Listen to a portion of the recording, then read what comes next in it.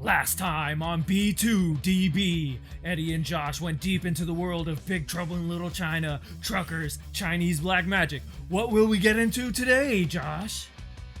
Dragon Ball Z. What? We dive deep into Dragon Ball Z today. I can't wait to get my hands on some of those Dragon Balls. Oh, yeah. You got the scouter ready? Oh, shit. We could have worn the scouter. I forgot. It's back there somewhere. Yeah, it's all good. We're going to have a lot of episodes of Dragon Ball Z. I'm excited, dude. We're going to be jumping into something that we both love. Obviously, that's everything we talk about. Yeah. But Dragon Ball Z holds a special place. Dude, yeah, you got my blood pumping. I just did the intro right now. We're ready to get into this episode. Let's call on Shenron and turn on some Dragon Ball in the background and let's get going. Today's episode.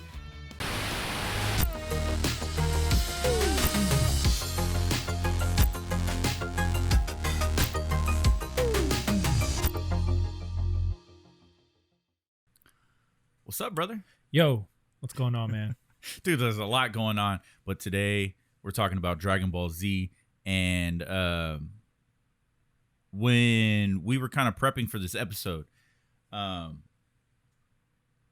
first thing that came to my mind was I wanted to ask you, because when I think of Dragon Ball Z, I always boil it back basically to the creation point of when I was first introduced to Dragon Ball Z. Okay. It was like this weird paradigm shift in my fucking reality, because Dragon Ball Z is something special. Yeah, well, talk about that. Talk about how you were introduced to Dragon Ball Z. And well, I know you want to get my side of it, but let's start with you. What was this paradigm shift? Dude, I was taking my Nintendo 64 to a friend's house to play Ocarina of Time. Yeah. Okay.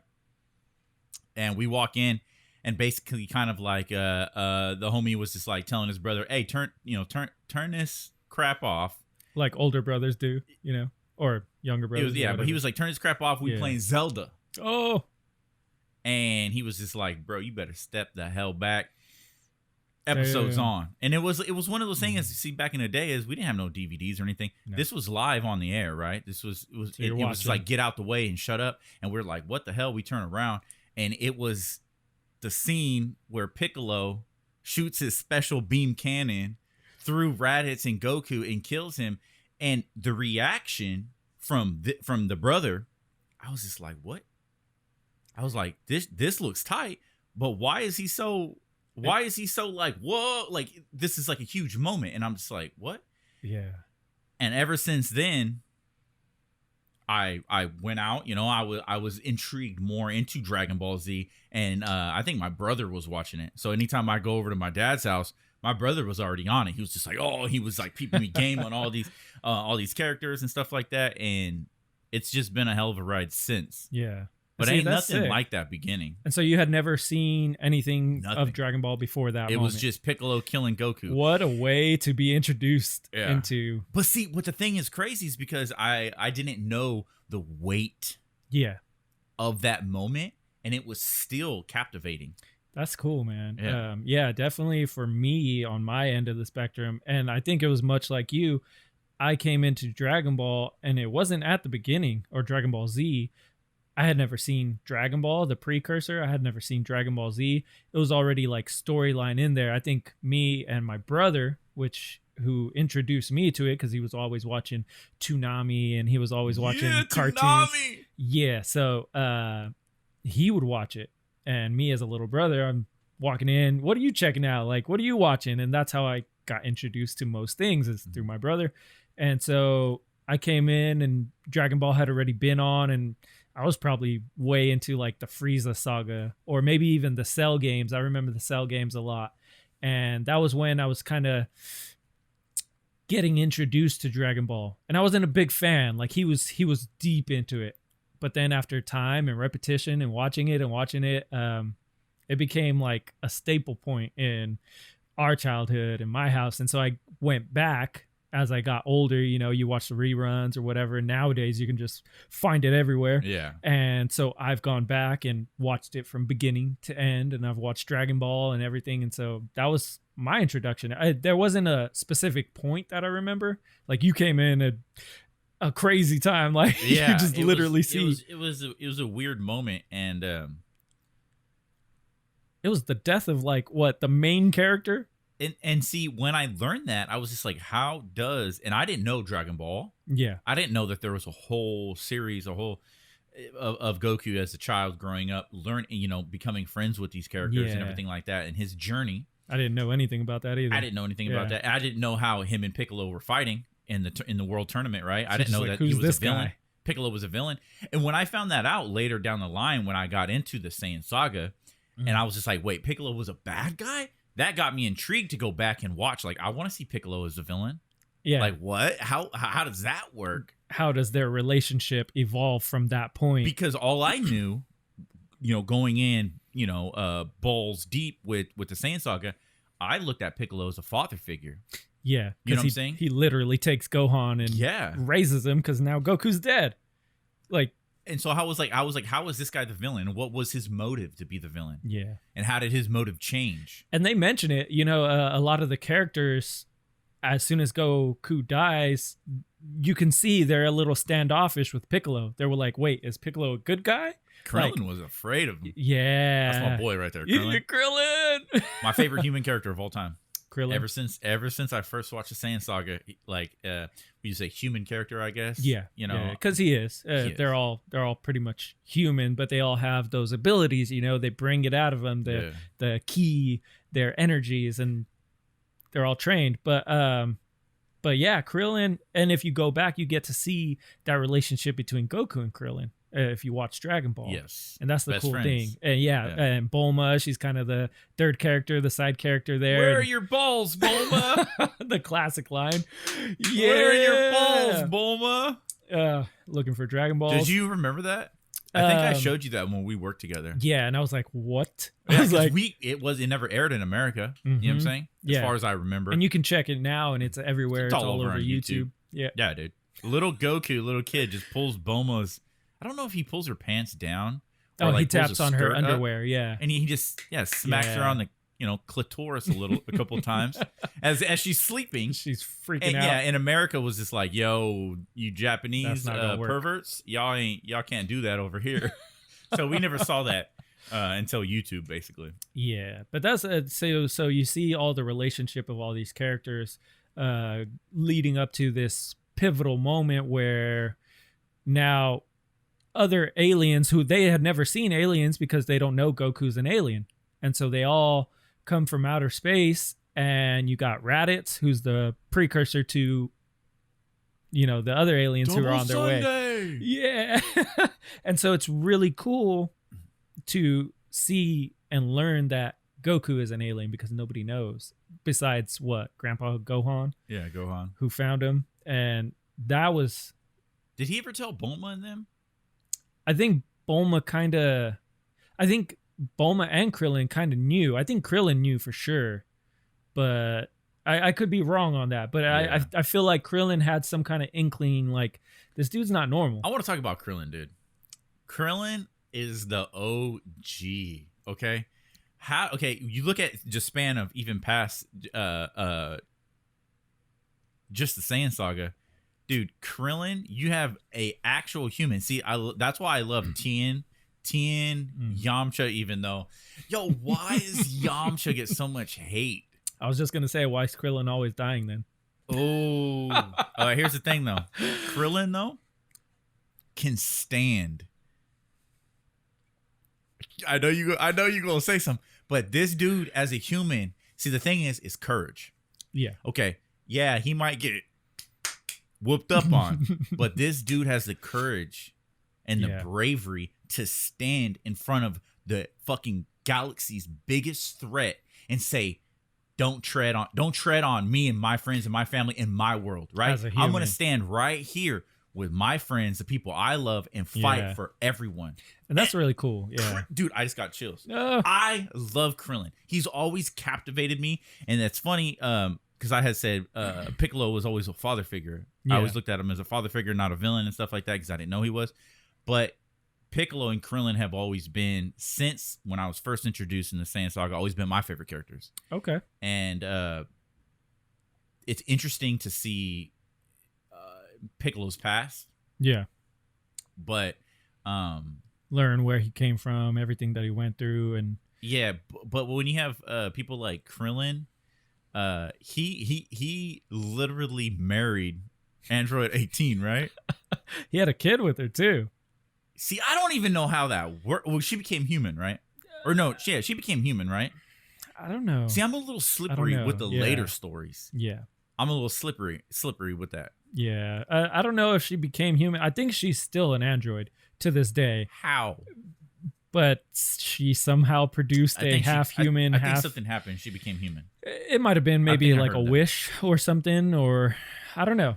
They never actually explain it. They don't say anything. I don't believe so, unless it was somewhere in that GT universe. And that's another thing. And I wanted to bring it up. Are you a hater or a lover of GT, Dragon Ball GT?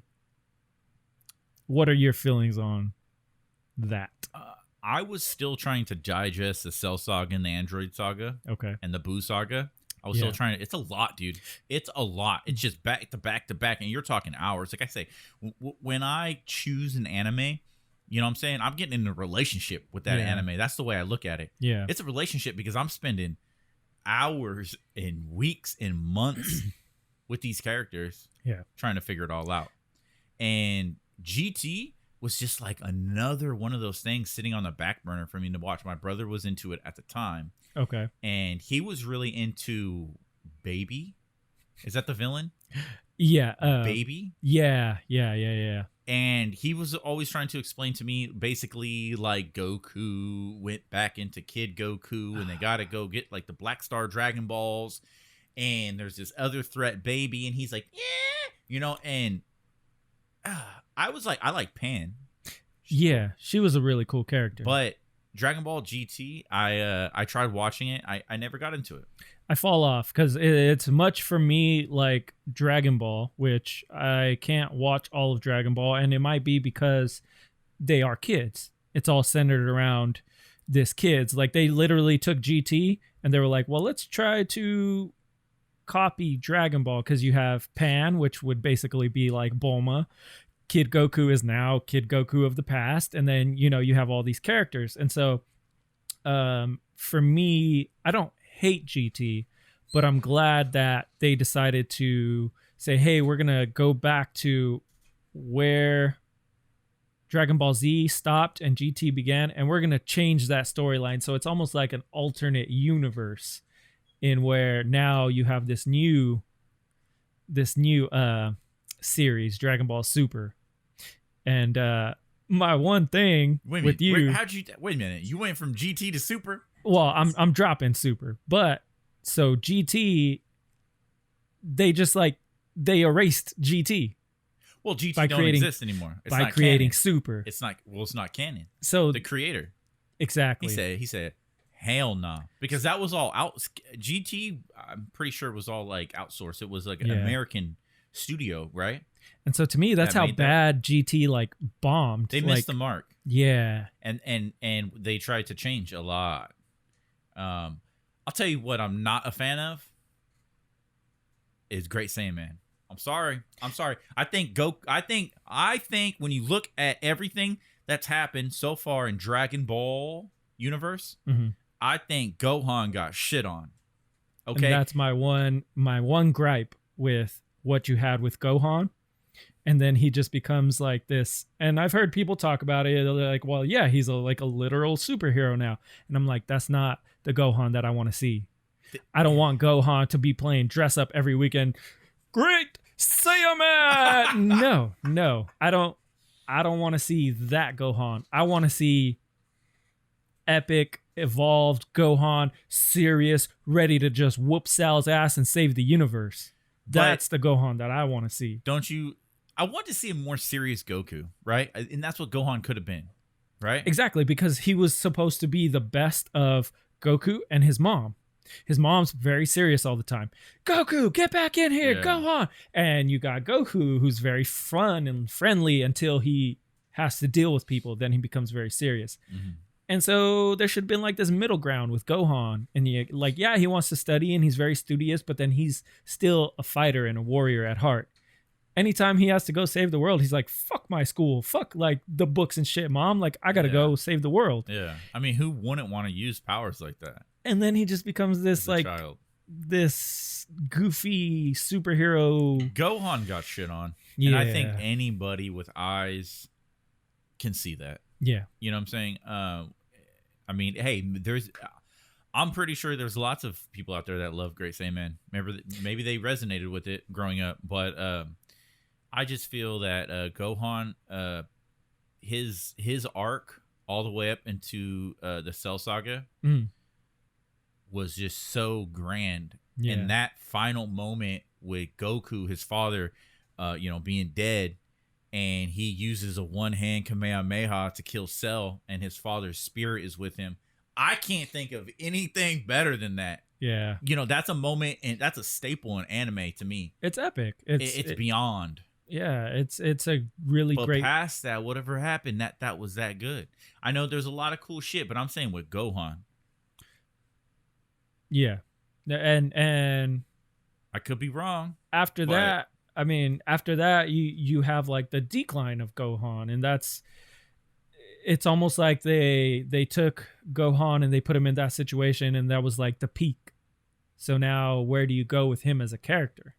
So then they diverted to, now we're going to make him this superhero, and we're going to go back, because I always thought that Gohan would become the main character of all of Dragon Ball Z. It wasn't about Goku. Yeah, it was about Gohan. It was about Gohan. I felt like that was a thing too, because you get that in the beginning of Dragon Ball Z, though. That they were setting it up. Gohan's so strong. He has the potential to be stronger than Goku. Like, you see this little kid and you don't really care about him because he's a little kid. We'll focus on Goku. Well, now he comes out and he uses his powers, and he's stronger than Goku.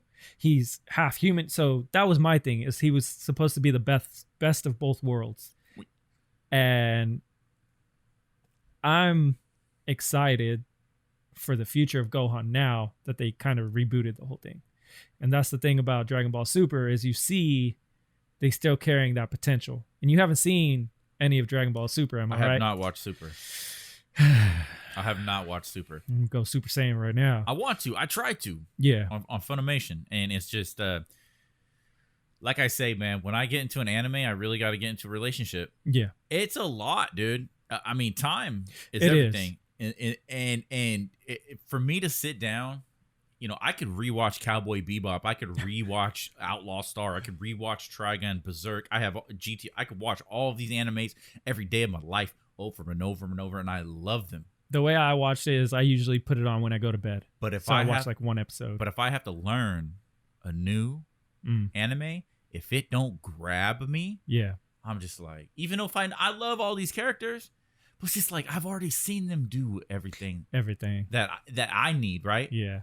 There's all like Dragon Ball Super, all these new enemies, all these new characters, and I love that, because for a long time growing up, I thought Dragon Ball Z was dead. Yeah. Right? Not everybody loved Dragon Ball Z. Not everyone loved Goku the way we love Goku then. Right? Mm-hmm. Now, Dragon Ball Z is just wide, right? Its outreach is a lot broader through pop culture. Yeah. Everybody knows Goku. Goku's kind of like become like, oh, you say Sonic? Everyone kind of knows who Sonic is. Yeah. You say Mario? Everybody on the damn planet pretty much knows who Mario is.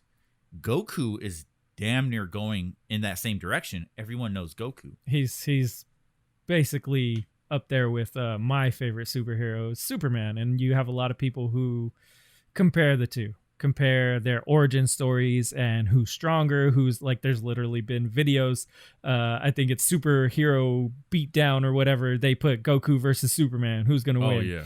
And the argument has always been really interesting to me, who's like the better character or the better, stronger. I've heard people get into that, who's stronger, Goku or Superman. But the thing about it with me is Goku's just always been like this symbol of hope for me. And that's Goku? That's what Superman is. Yeah, Goku. He like literally survived all this stuff, much like Superman, and he's growing, but then he's learning how to be the best of both worlds. And so I can see the similarities. I can see it. Oh, there's massive similarities. Yeah. But with the whole Saiyan thing, getting stronger, constantly getting stronger.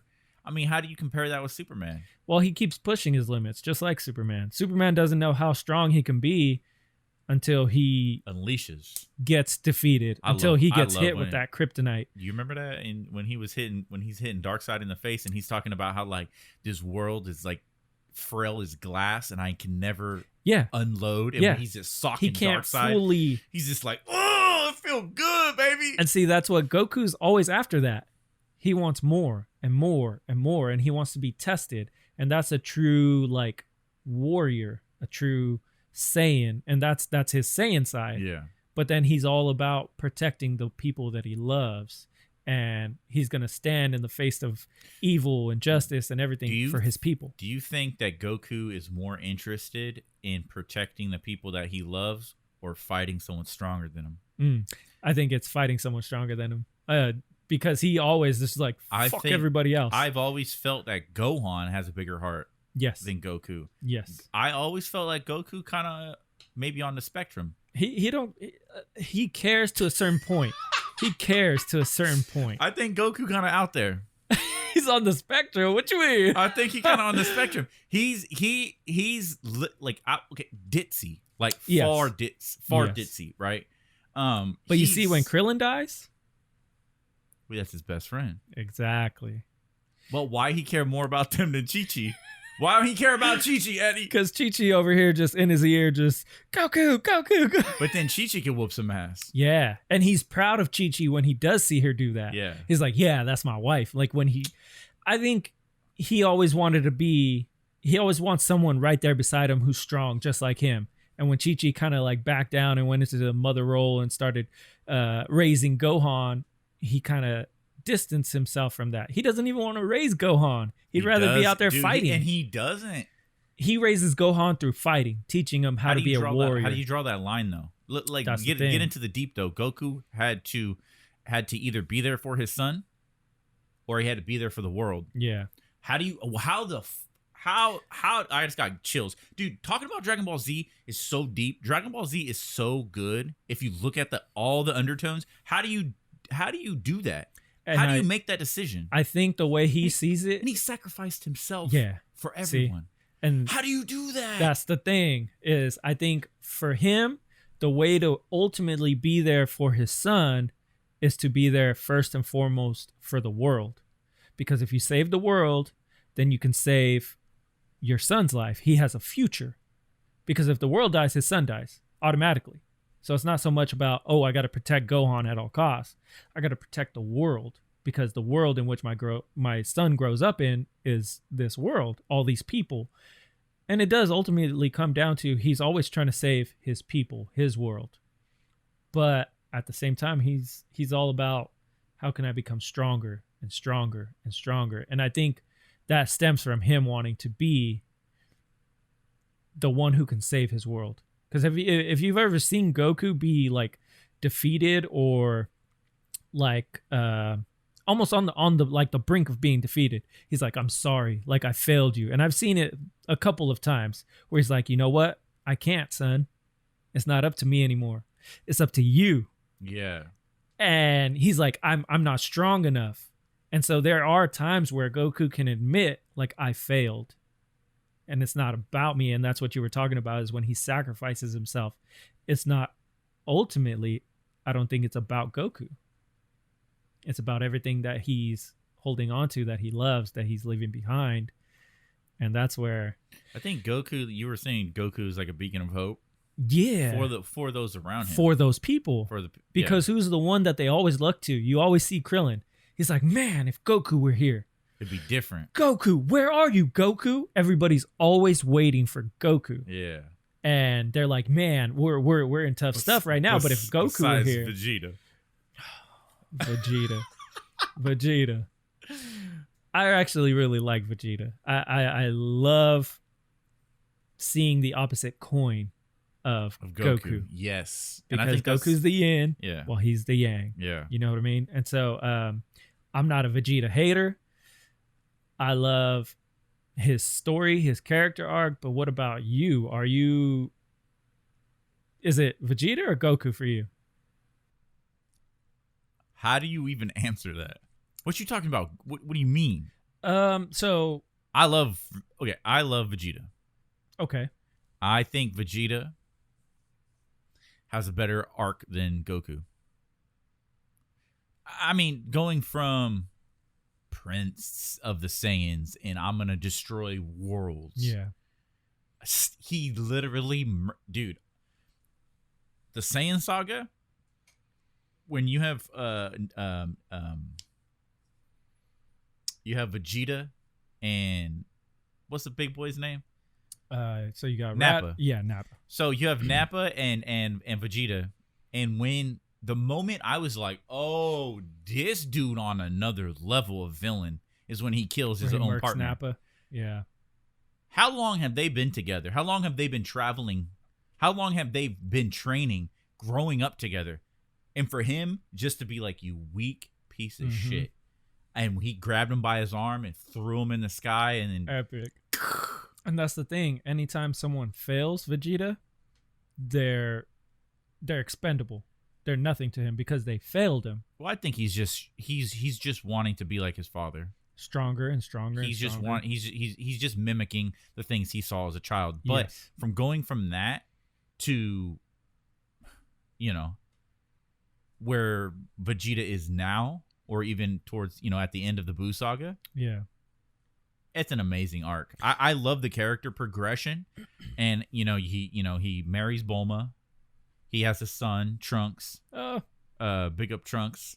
That was Goku, but yeah. I love Gotenks, by the way. Gotenks is probably really cool. one of my favorite fusions. Yeah, the fusions. Fusions are... I mean, dude, it's just... There's so much in Dragon Ball. There's so much. The first time they ever fuse and the little dance, I love the dance. Yeah, that's just fusion. Yeah, it's just epic, and that's the one thing about Dragon Ball is it definitely has like its epicness. There's the hyperbolic time chamber, like time traveling. The hyperbolic time chamber for me. That was the one cool thing that I was like, just the concept of it, and we've gone into it before. Yeah. We're like, what?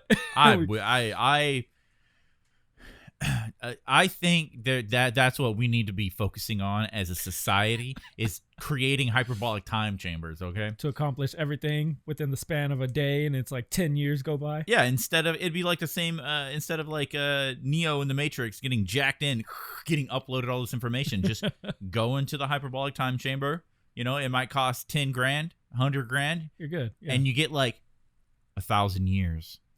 Read whatever books you want. You just walk out like this fat floating head of information. You know what I'm saying? Like I would do that. I'll be like, yeah, be like the leader from the Hulk. But shit, I forgot what I was talking about. Vegeta, is amazing.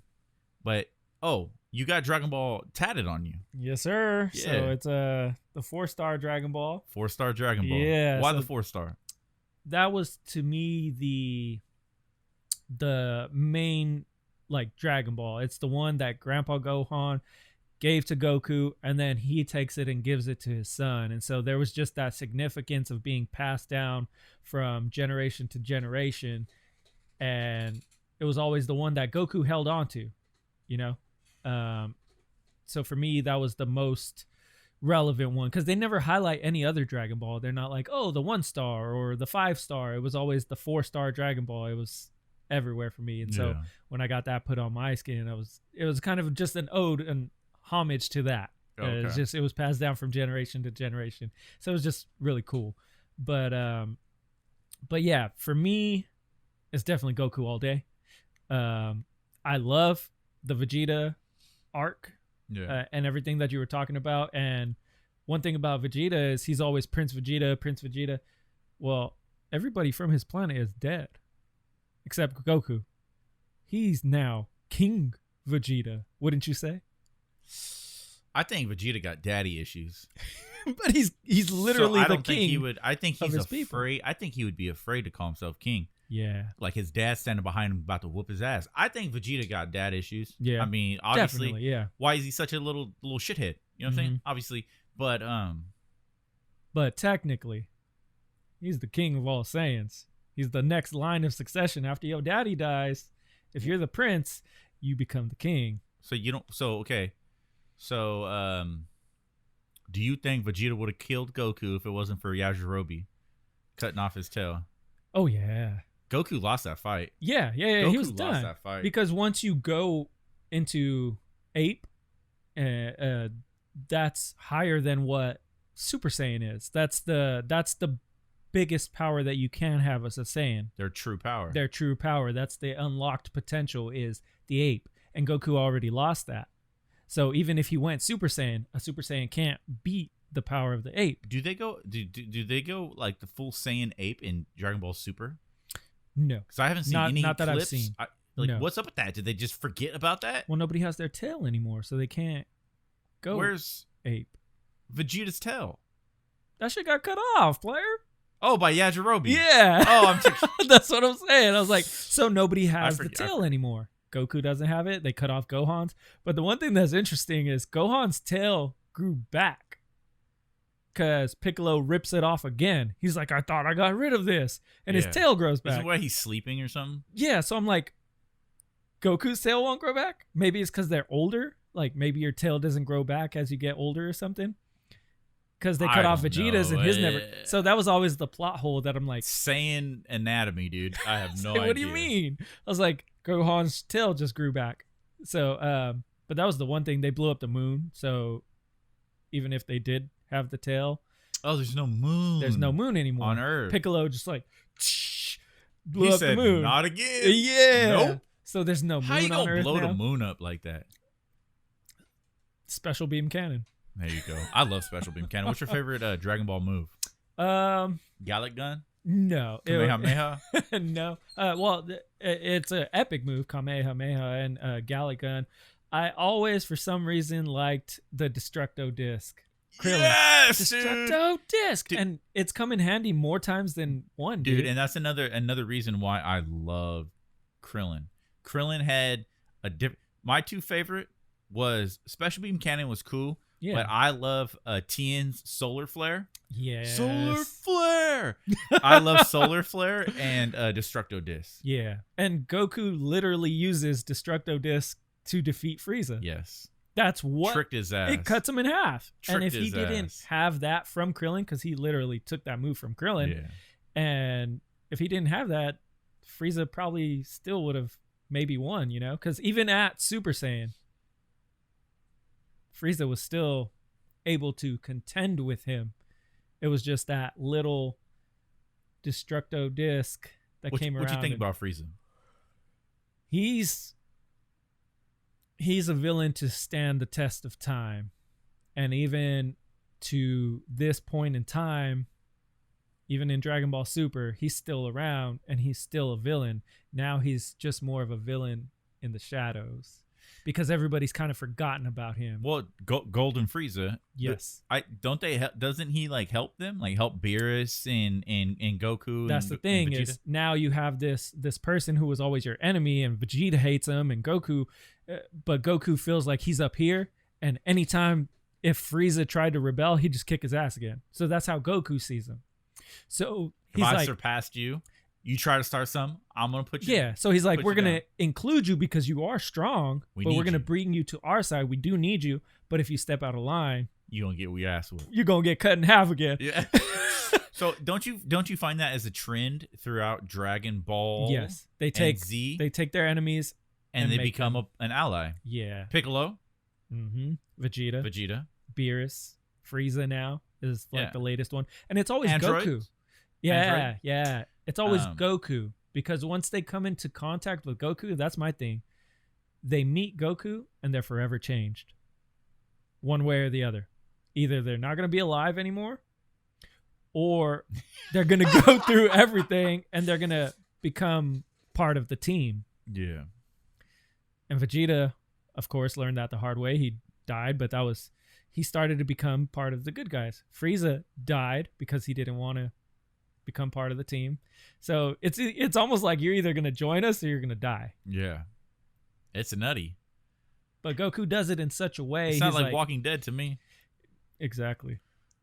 you're gonna die or you're gonna join us. Yeah. And I was thinking about Walking Dead too earlier when we were talking about how a lot of like main cast members die in Dragon Ball throughout the entire Goku series. dies episode 3 or 2, whatever. And it's kind of like before Dragon Ball, like or before Walking Dead. You know how like Walking Dead was real famous for like killing its main characters, right? For that shock value. Exactly. Dragon Ball has been doing that. Yeah. Yeah. Frieza. I mean, Vegeta dies in like season 2. But they get to come back. That's the whole thing. Is you have these epic Balls. Dragon Balls that can grant you any wish, and we haven't even talked about that. Shenron. What's your favorite dragon? I would say Shenron. And because it's the original. Yeah. The original, it's like this just epic dragon. And then you even see the dragon over time starts to change like his personality. He becomes less like, why have you summoned me to? Now what do you need? Yeah. Like he's a part of the cast. Exactly. He's like, a character who's been changed yeah. by these group of characters because every time they call him, he's like, what now? Like, what do you need? Yeah. So it's interesting. I like the big buff one. Okay. From Namek. Yeah. I'm a huge Namek fan, dude. Yeah, that's cool. Yeah. I liked Dende a lot. I loved Dende. I love Planet Namek. Nail. Do you remember when Nail and Piccolo fused? Dude, my mind was just like, oh, and then dude, oh my god, full body chills. I love the Frieza saga over everything. Okay. The Frieza saga, the Namek saga, the story of how Krillin, Goku, and Bulma end up going to Namek. So awesome. So they get locked up in there, right? And they have their own spaceship. They have their Namek spaceship. Yeah, and then you have the Ginyu Force. I love the Ginyu Force. Captain Ginyu and the Ginyu Force. They turned him to a frog, bro. Yeah. Well, he deserves it. He gets out of it later. Dude, I love that. And then the build up, dude.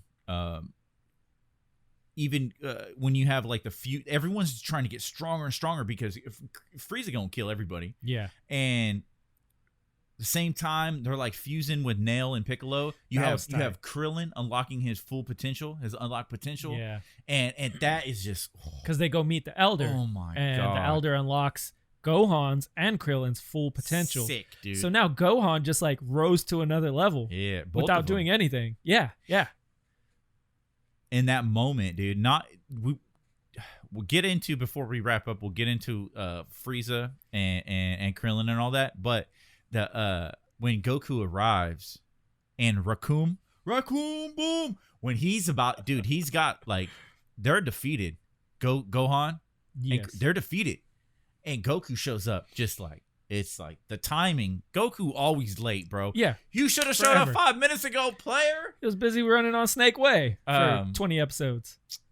When he makes it to Namek, and I love that when he's training under all the gravity when he's on his ship. Yeah, Dragon Ball Z is such an amazing motivational. If you like anime and you're trying to like lose weight or work out, watch some Dragon Ball. That's just gonna give you motivation. It gets you motivated to get in the gym, and that's the thing is you always want to be like these epic characters, much like Superman. Like all these characters, just big, buff, strong entities, and that's. You can't help but look not just the physicality, but they're constantly working on themselves. Even internally. Yeah. They're constantly trying to become a better person, become a better friend, become a better husband, which Goku never does. And all those things like that. But I love when you have like this build. And they did the same thing with the Saiyan saga. Mm-hmm. Namek or that's my favorite. Nappa Saiyan just saga. Worked. Nappa just killed everyone. Basically, Nappa just beat the shit out of everyone. And he could have still if Vegeta didn't take care of him. But see, Nappa was more like a loose cannon, and Vegeta always had his leash on him. He was like a rabid dog, just. And then as soon as Vegeta would raw power, hey, get over here, he's like, oh. And then they're about to die fighting the Ginyu Force, and then Goku just shows up and do you remember what he did to Raccoon? Oh, dude, he literally paralyzed him. He like kicked him in the spine. He just held him. And he was just holding him. paralyzed. Boom. crazy. This big, and that's what's so crazy about Dragon Ball is they introduce these villains, introduce these characters, and they're so powerful. Like, what are we gonna do? Only if Goku was here. Because what are we gonna do against this threat? Krillin's scared the whole time, dude. What are we gonna do, right? And I love that, and I love how what Dragon Ball just constantly does in its fight is it's kind of like with the wrestling, right? That tug of war, right? Yeah. Who's gonna win? We don't know who's gonna win.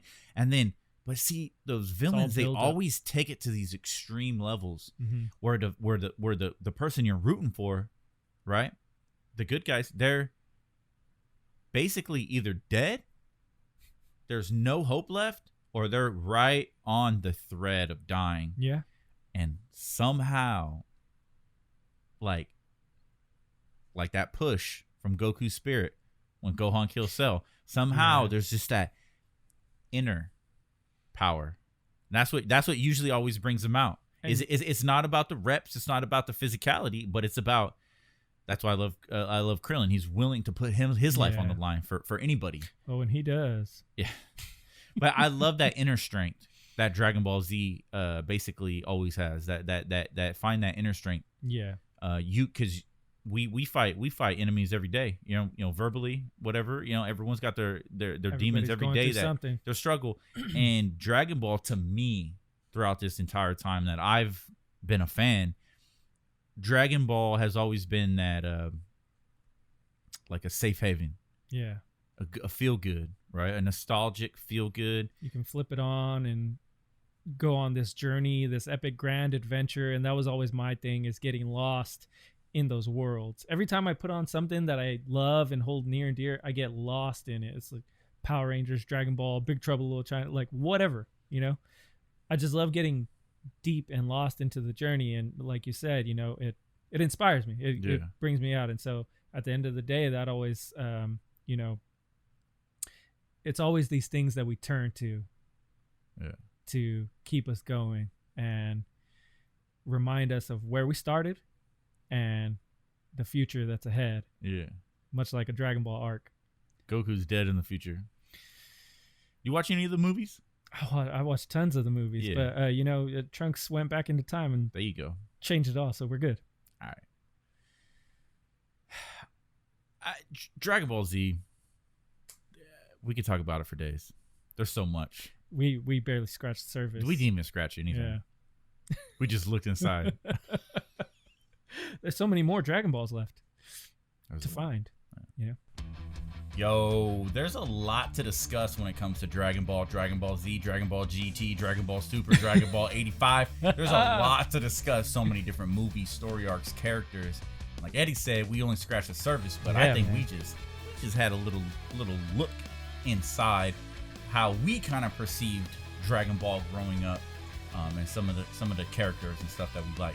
Definitely can't wait to dive further in on this topic, and eventually we're gonna get Josh to watch Dragon Ball Super. It's gonna happen. Yeah, definitely. So we can't wait to show all the stuff that we have coming up next episode, right? Down the hatch. This episode, Dragon Ball Z. Down the hatch. Yeah, you know, I downed that monster and I went Super Saiyan during the episode, and it's all down the hatch. You ain't no Super Saiyan. Oh, go Super Saiyan God mode on you right now. Get my scouter, find those Dragon Balls. Woo. Yeah, until next week, friends, remember, stay nostalgic on that eternal quest to get back to the basics. Where's Krillin, man? I gotta get those. I am Krillin.